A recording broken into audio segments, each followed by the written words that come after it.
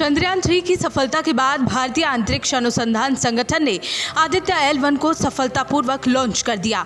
Aditya L1 का मुख्य काम सूर्य का अध्ययन करना है।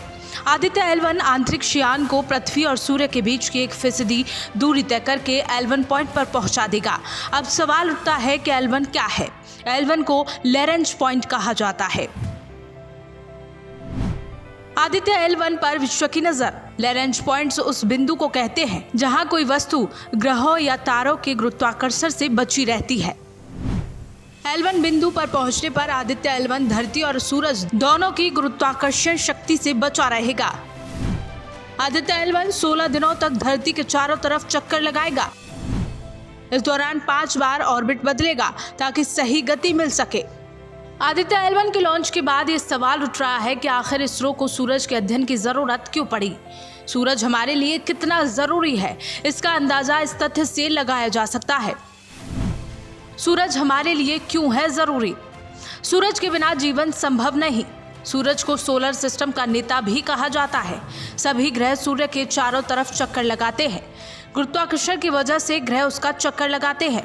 सूर्य का सबसे गर्म हिस्सा इसका केंद्र है। सूर्य एकमात्र तारा है जो सौरमंडल को एक साथ बांधे रखता है, जहां तापमान 27 मिलियन डिग्री फ़ारेनहाइट से ज्यादा है। सूर्य 4.5 अरब साल पुराना तारा है। सूरज पृथ्वी के सबसे पास का तारा है। सूर्य हाइड्रोजन और हीलियम से बना है। हाइड्रोजन और हीलियम की वजह से सूर्य में बहुत ऊर्जा होती है। सूरज पृथ्वी से करीब 15 करोड़ किलोमीटर दूर है। हमारे ग्रह पृथ्वी पर दिन और रात सूर्य की वजह से होती है।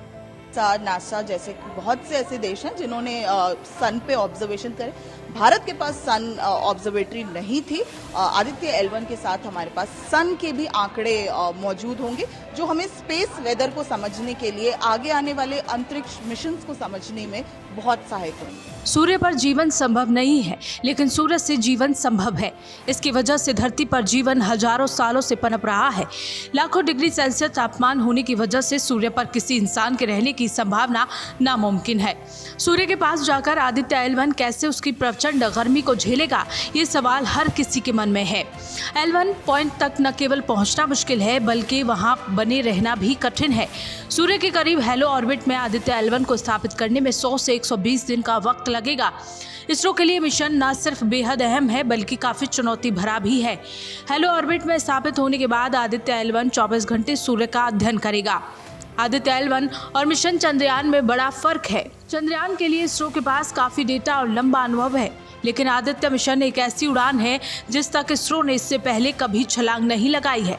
आदित्य L1 के लॉन्च के साथ भारत का इसरो दुनिया की चुनिंदा अंतरिक्ष एजेंसियों में शामिल हो जाएगा।